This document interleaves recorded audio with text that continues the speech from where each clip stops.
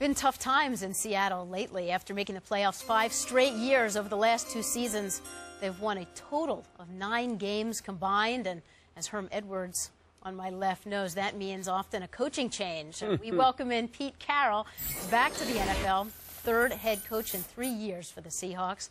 But Pete, I think most people will consensus say that so far the draft has been a big success for you. But before we get to those draft picks, major day of trades. One of the big needs was running back. How have you addressed that today? Well, we've been very fortunate.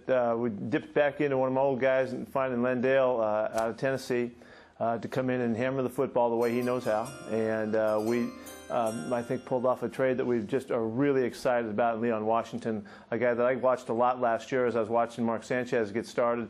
And Leon was just carrying the load for those guys. We loved him. Our guys that had been with him in the past just raved about his character and his toughness and what he brings to a football team. So we think it's just a great 1-2 punch to add to our team now. When you say 1-2 punch, it sort of adds to this theme you've talked about, is competition at every position. So if we look at quarterback, Matt Hasselbeck going into the last year of his contract, and you trade for Charlie Whitehurst, what's your thinking at the quarterback position going into the season? Well, Matt's our guy. We love him. He's had the start of a great offseason. He's in terrific shape. He's throwing regularly with our guys. He's got a guy in there battling with him. Charlie can really wing it, and so there's a good, just healthy competition every day on the practice field. Charlie hasn't, of course, been a starter yet in the league, and he's working his way into that. But Matt's our guy, and Charlie's going after him, and that's the way we like it. And I think it's really exciting to be able to set that tone right at the head of your team with your quarterback position to start this thing off. You came into this draft envious 2 picks in the first round. Russell Okung, the offensive tackle, your first choice. What's the status of Russell and Walter Jones? Well, first off, Walter Jones is about getting ready here to make an announcement this week, maybe even perhaps we've talked to him about that a few days ago. And it was a huge issue for us to see if we could fill that spot up. To get Russell to come in here and take over at that left tackle spot and get him trained and ready to play NFL football, it's a great blessing for our program. We really needed to do it. It was a big hole for us, but Russell's going to fill that up. And so, we couldn't be more pumped up about that. One of the hot topics was safety Taylor Mays, who you coached at USC, and just his physical build, how impressive he looked. But then with your second pick in the first round, you go for Earl Thomas, the safety out of Texas. What was your thinking there? Well, I love Taylor, and he's one of my guys forever, and I know he's upset a little bit, but I don't mind it because I know how competitive he is, and he wanted to get picked as high as possible. We didn't think that we'd get a chance at Earl Thomas. We think he's an incredible football player and a guy that we love, his versatility, his playmaking ability.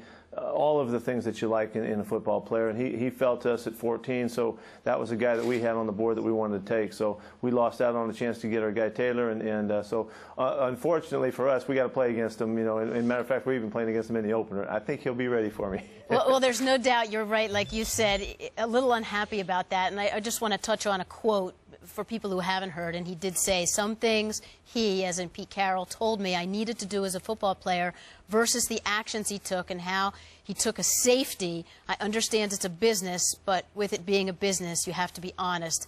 That's all I was asking for. And you've spoken to him, but what do you want him to know and the people who are seeing this? Now, I've already said a number of times here in being asked the question that I love the guy, and he's a great football player, and he's a great kid, and his family's wonderful and all of that. We would love to have had the chance to take him, but the way we did our work and our homework, it came off that this opportunity with Earl Thomas was just too good to pass up. And so, we loop all the way down to the next time around pick-wise, and there's no chance to get him then. So I know that he came out firing a little bit, and he's competitive about it and all. That's just the only way we know how to go about it. But I told him everything exactly straight up, and I think he's hurt by it, and I don't blame him because he wanted to be picked right up there in the top of that first round, and I think he deserved to be too. So it's unfortunate that he didn't get off there in the first, maybe the first half of the first round. As you work your way through this draft process and then beyond, what did you learn from the last times around that you want to do differently this time? Well, this is a much different setting. I'm working with John Schneider. John has done a remarkable job in the preparation for this big event here in the last 3 days and what's actually happening during the draft.